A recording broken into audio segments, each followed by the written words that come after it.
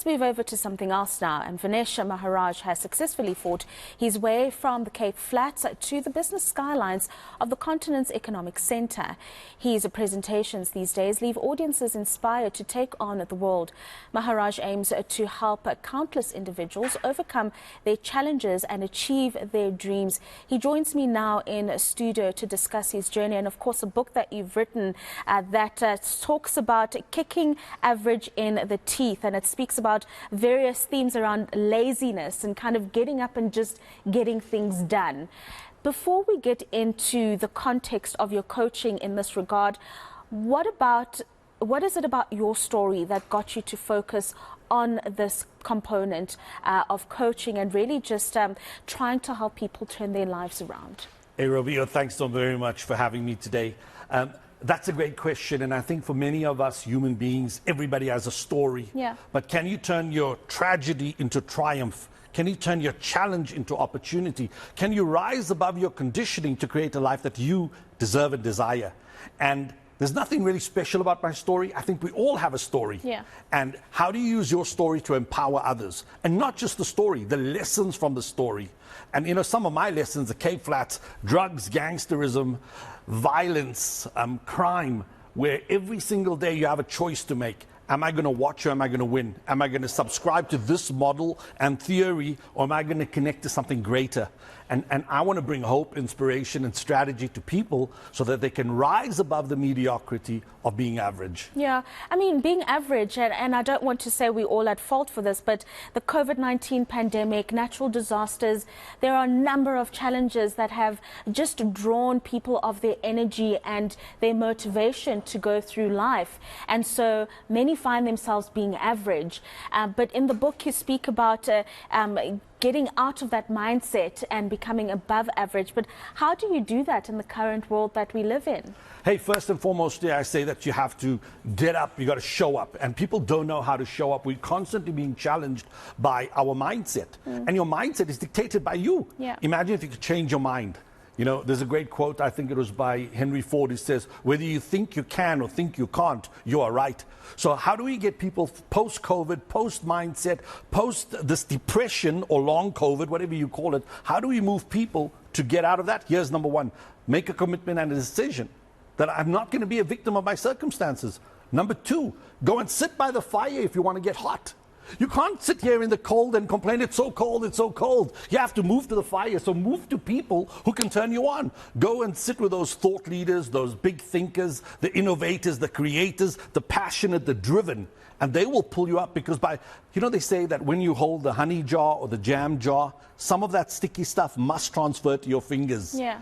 So by being with greater people than you are, they will pull you up from whatever situation you find yourself in. So number one, make a decision. Number two is get around greatness. Shoot for epic. Don't be average. Go around great people. And I know that there's a shortage perhaps in your area. In my area, the Cape Flats, the challenge was become a drug addict, become a gangster, become a taxi boss, become a shebeen queen. And that was the level of excitement that I could achieve in my life. And that was a script that I didn't see happening for me because I wanted something way beyond that. If I sat with those people, I would become those people. You're the average of the 5 people. I didn't want to be the 5 around me. So I had to change my environment. I had to get out of my comfort zone because growth is on the other side of comfort. And that's difficult to do, getting out of your comfort zone. Absolutely. And it starts with this thing called desire. Like, what do you desire? Do you want to be a victim? Do you want to stay in bed? Do you want to be depressed, poor, unloved, lonely, sickly, unhealthy? Is that what you want for your life? I don't believe it. Not for a moment. I think every single one of us has this burning potential, this ambition, this desire. If I asked you when you were a kid, you had a dream, you had an ambition, and that's what brought you to this moment in your life. Your story would be of struggle and challenge. But you've decided, I'm going to invest in myself. I'm going to invest in my education. I'm going to invest in my skills. By the way, when people meet me, they say, you're not from the Cape Flats. Yeah. And I say, yes, I am, Bruti. This is me, Vinesh. I'm from the Cape Flats. They don't believe me because I invested. I went to a place called the Voice Clinic, and I spent 12 weeks and maybe 30,000 Rand investing so that I didn't sound like I'm from the Cape Flats, so that I could appeal to the world. So are you willing to invest in yourself in a mediocre environment where you are encouraged to be on a SASA grant. There's a commission and a payoff to be on a grant. There's a commission and a payoff to be a nyope, ganja addict, whatever that commission is. There's a commission to be a cash in transit robber. There's a commission, and people aspire for those commissions. I want to give you the positive commission, that you can find fulfillment and meaning by aspiring to not be average, but to be epic, to be extraordinary, so that the gifts and the talents that you come into this world get to shine, like Rihanna said, shine bright like a diamond, my friends. Yeah, but I want to play devil's advocate here, Vinesh, because I'm listening to you and I'm thinking it's easier to get a grant from government than it is to go out and look up for a job, especially as a young person, with over 60% of young people being unemployed. It's just easier to wait for a handout from government and perhaps dabble in crime every now and then if it's going to put some food on the table. How do you get someone out of that mindset, saying it's a lot more difficult to invest in myself and go out every day and try and find that job or whatever it is, be disappointed but keep getting up, than it is to just wait for government? I love that. It's a beautiful question. In my book, Kick Average in the Teeth, one of the chapters is called Hustle Like an Immigrant. Immigrants cannot get a SASA grant. Immigrants cannot get a government grant. They can't get medical care. They have no safety net. We think our safety net is there to protect us. Your safety net is a limitation. Burn the boats. There's a beautiful story. In the 1500s, Hernandez Cortez from Spain approaches, I think, Mexico, and he wants to take the land, but he's got 10 boats with 100 men on each boat, so that's a 1,000-man army. When he gets to land, he sends his scouts up. His scouts go and they come back and says, Cornel, Hernandez, we've got problems. And they say, what is it, man? And he says, there are 10,000 men, they know we are coming. You know what he does? He lands the boats, he calls the people around and he says, my friends, burn the boats. We fight and we win, or we die trying to win. So when you burn the boats of that SASA grant, it's a limitation. You burn the boats of that grant, that government handout. This is holding us hostage in our consciousness.